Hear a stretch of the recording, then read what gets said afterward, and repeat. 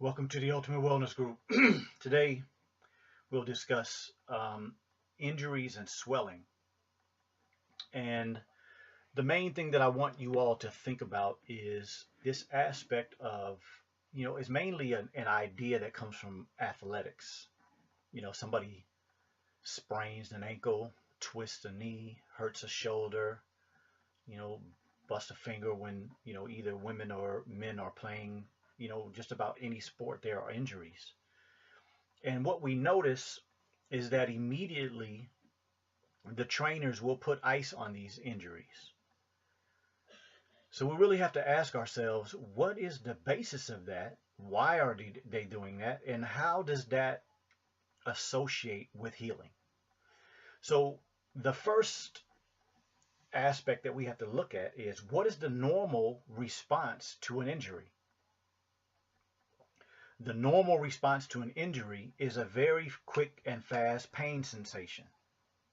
So if you're playing in a sport, you're running down and twist your ankle, oh man, pain. First thing to the brain, pain.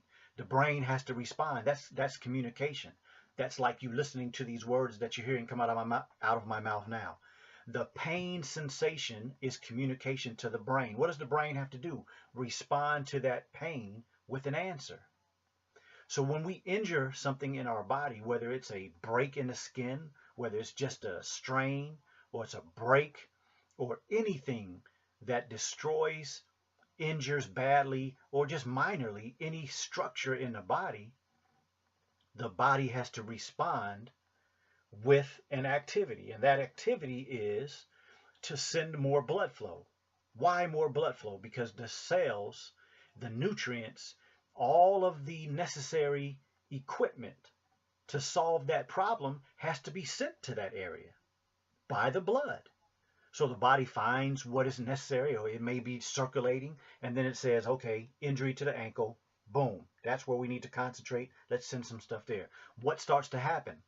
The capillaries, like if this part of my arm is a blood vessel, and this is the vein, so this is the artery, and this is the vein. So the blood is coming from this way, going in that direction, leaving here. A capillary looks like this. It opens up when you need more blood flow in that area, and it closes down when you don't. So a capillary is the aspect in all parts of the body that will open up and allow more fluid to enter into a tissue, into an organ, into anywhere that necessitates it. So when the body says pain in the ankle, send more blood flow, it starts to swell. What is the swelling for? More fluid in that area. For what? For all those cells, all those materials that need to go in and start solving the problem, fixing whatever was broken, solving whatever was stretched or just injured. The body goes and starts the repair mechanism. Now, what is also associated with that is heat. Because heat is the process by which we keep infections out, but heat is also the process by which the inflammatory process is the activity of the immune system when it's doing its work. That is inflammation. Inflammation is the solution to problems that happen in our body. Everybody has seen this happen. You cut yourself with a piece of paper, or you stab yourself with a knife by accident, or you're out doing some type of work, you cut or scrape yourself. What happens? That area starts to swell. It gets really red. Especially for those of us lighter skinned people, we see real red areas around that. That is the immune system. That is the body's healing mechanism going to that area and saying, okay, we got all that we need. Let's get everything in order. Let's start fixing the problem. So when you put ice on an injured area, you are literally stopping the process. So those capillaries that I was talking about, they open up. The heat and the extra fluid causes them to open up so more things will come through. But when you put ice on it, it starts to shut those things down. Why? Ice causes contraction. Ice causes the blood vessels to decrease or decrease in volume. Your capillaries close down.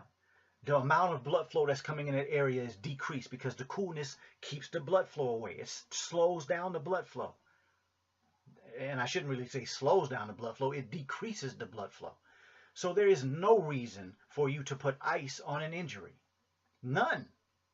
It doesn't help the pain because the pain process comes from your own From the brain as well, we send endorphins and other natural substances in the body that help with pain. Now, I could understand if somebody says, I'm in so much pain, I need something. Okay, well, take something for your pain if that's what you want. But your pain processes in the body are much stronger than any medication you could take. Most of us don't give it a chance to operate. As soon as something happens, we run to a bottle. Why? We've been conditioned that way. Same reason that we've been conditioned to put ice on something that swells, when in reality, the process to solve it has already begun. And we have been conditioned by training to put ice on something which is actually stopping the healing process. So it's been years since I put ice on anything. And when I exercise and I play sports and I injure things, I let them swell. Yes, it hurts. And yes, it has some problems when you start trying to use it again. But if you take your time and allow yourself to get back into the process slowly and allow it to heal like it is, the pain is telling you, I'm not ready yet. So you shouldn't be using it to the full degree until you can do it without pain.